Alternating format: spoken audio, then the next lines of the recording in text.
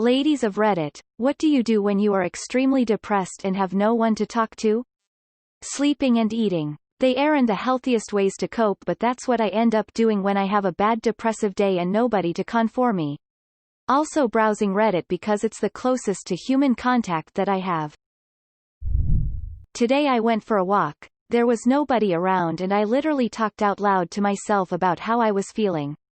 Sometimes hearing yourself verbalize your emotions can be helpful, as is writing them down, although I don't always have the energy for writing. It's a way of processing and allows some objectivity. I've also been scrolling Reddit a lot recently looking for posts that I can relate to, and that can help somewhat, but I need to be cautious of spending too much time on my phone. It can feel like connection to a point, but try to be aware whether it's helping you or just feeding the negative feelings. As an alternative, listening to an audiobook or podcast that you like can be an easy way to engage with something that requires minimal effort and can crowd out, however temporarily, the depressive thoughts. All the best to you. You're certainly not alone in feeling isolated in your depression. I hope that tomorrow can feel a bit less lonely for you.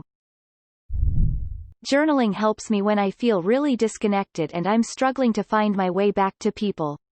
It's a safe way to talk to yourself, and sometimes writing things out, sometimes over and over, and reading it an hour later can make you see or feel things from a new perspective. It's not the same thing as a friend, but it meets a similar emotional need for validating input. I also read a lot. Gets me out of my head. I have found Jackbox games live on Twitch is great. Play games with people streaming. You don't have to say anything, but it feels like you are with friends. I try to keep myself preoccupied.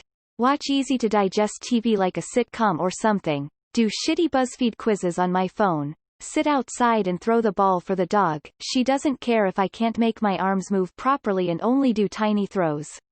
I just do whatever trivial, easy stuff I can do to pass time. Gotta make it until dinner, and then all I have to do after dinner is sleep. If things are really dire and I feel like I really need to talk about it, I call a hotline, a mental health service.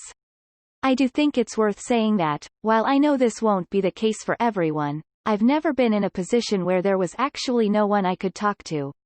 It's definitely felt like that at times, and I've fully believed that I couldn't open up to anyone, because I'd be bothering them. They didn't care. Depression lies to us a lot. Eat my feelings away while watching Netflix. I find podcasts can really help.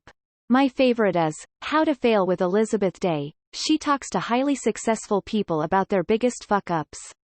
I find hearing people honestly sharing their difficult experiences to be really comforting.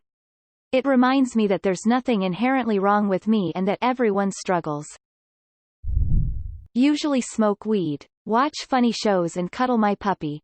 It's no solution but gets me through the day.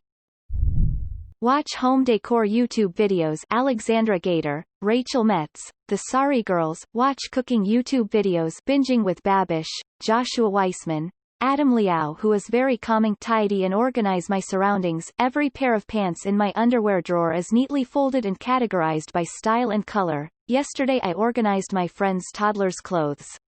Having organized surroundings gives me a sense of inner peace. Do some yoga. Kat Meffin and Yoga with Adrian both have some great classes on YouTube. Bake something.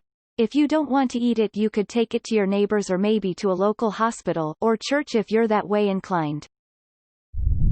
I've started running. I'm really terrible at it, so it takes up every ounce of mental and physical energy I have to get it done, and afterwards I feel a sense of accomplishment and also am too exhausted to care about all the stuff that's making my heart hurt.